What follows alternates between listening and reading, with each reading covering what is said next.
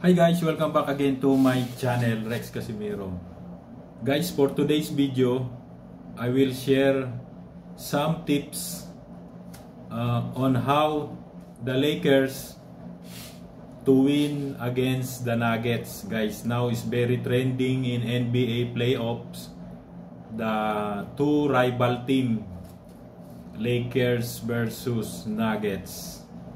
I have some tips for Lakers because I am a Lakers fans. I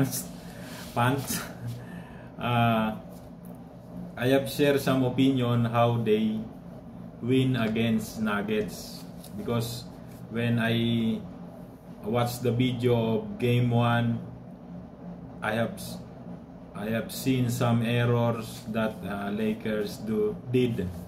So I have many opinion or tips how the Lakers win against Nuggets. Yeah, number 1 guys, they must play less error. I seen in the game 1 there are many error of Lakers player, so they must play no error.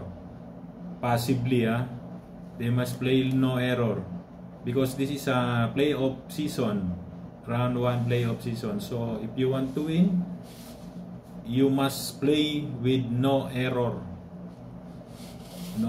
or less. Maybe you can error once but never twice, thrice, because this is the time that you need to win. They must play less error. Number 2, they must stop the center star of Nuggets, who is Jokic, the Joker. They must stop him to shoot, stop him to go the ring, to go the hole. They must stop him to shoot with no defense.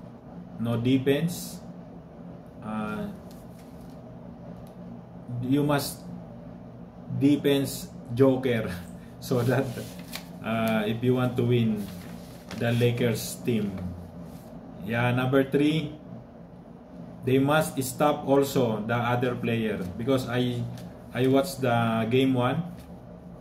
There are many players that they did not defense more. They allowed him to shoot. So you know, the shooter, if there is no defense, they can shoot. You know, they are confident to shoot, but if there is a defense, you must you know, the offense, they can be challengeable.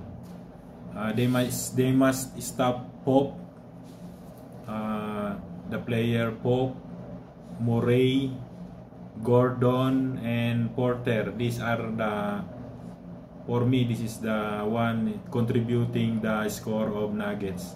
This must to be stopped. Stop their steal, stop their shooting, their defense, because they have a confidence. If you allow their player, they have a confidence to lose you.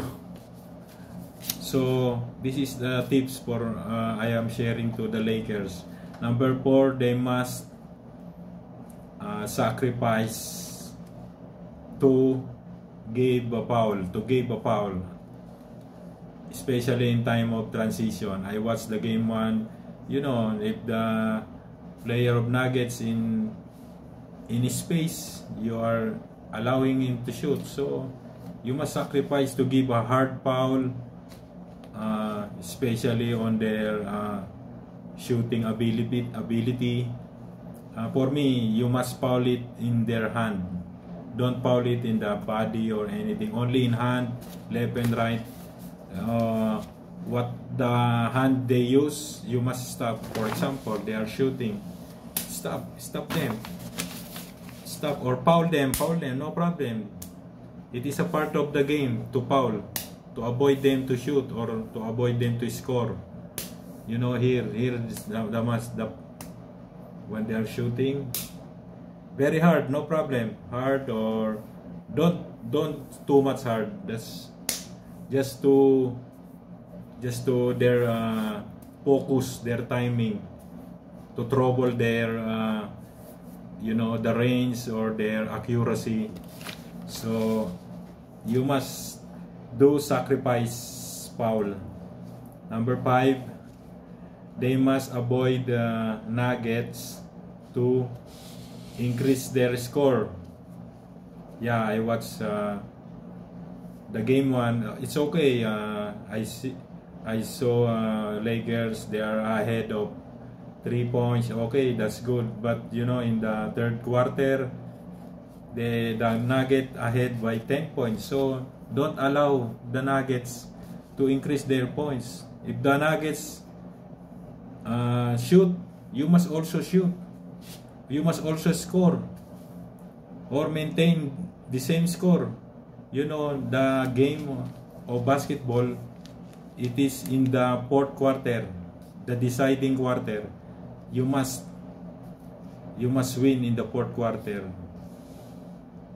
In first quarter, second quarter, third quarter, it's okay. It's always same or ahead of 5 points, 4 points, 3 points, no problem. But in the fourth quarter, you must stop them or maintain the score in the same position. Yeah. For example, the Nugget is 100, you must also 100, or maybe ahead of 2 points or 3 points, no problem. We can the Lakers, there are many times you can shoot in 2 points or 3 points. That is my number 5. They must avoid the Nuggets to increase the score. Number 6, they must screen the defender of their shooter. Yeah, if you are in the offense, Lakers, you must give the shooter the way. I watched in the game 1, only for example, the Prince go the layup, only one, no more help defense, no more help defense. So the defense of the Nuggets to Prince, they can block Prince because Prince is not so much high. The Joker will block him. So no help defense. You must give the way to your team, player. For example, D'Angelo, Russell go to the layup, then give the way to D'Angelo or help D'Angelo to go the ring. Don't just look D'Angelo, Russell. Help him to go to the score. Yeah, that is my number 6. Help your teammate. Help your same player. Team player, teamwork. Number 7, guys, they must shoot accurately. Yeah. I watched the game 1. They are not accurately shooting.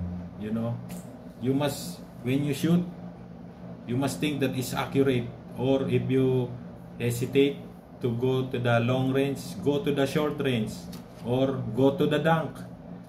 The dunk is the very accurate score. Dunk.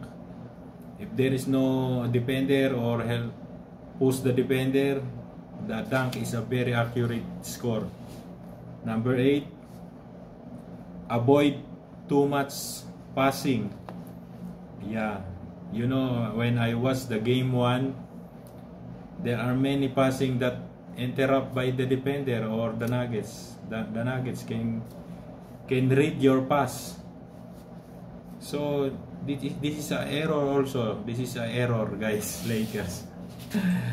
I am a fan of Lakers, so when I see error of Lakers, OMG, what happening? So avoid too much passing. When only 1, 2 pass, then go the hole, or jump shot, pull up shot, or mid range, or dunk.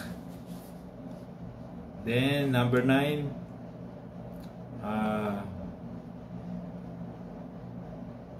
because passing can create error also. Yeah. when you are too much passing can create error. Some defender can read your mind, can read your ball position. Yeah, this is number 9. You must be in accurate position. Don't just too much long range 3-point. Don't too much, more on very short or mid range perimeter shot, because that is accurate.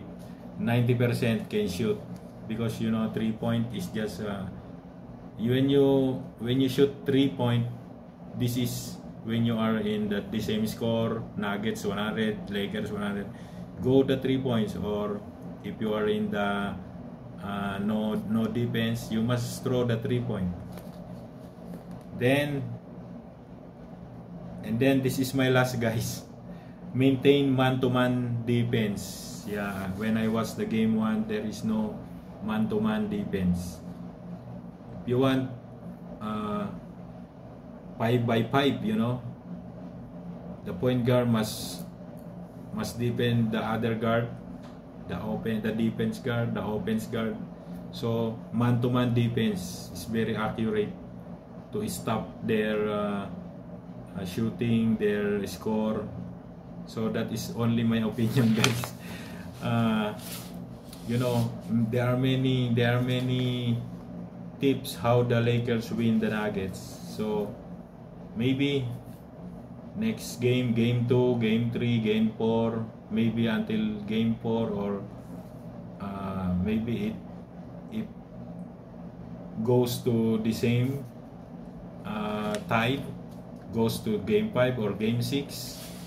Then if there is a good playing or game, go to the game 7, then win. So we watch again the game 2, maybe next maybe Tuesday.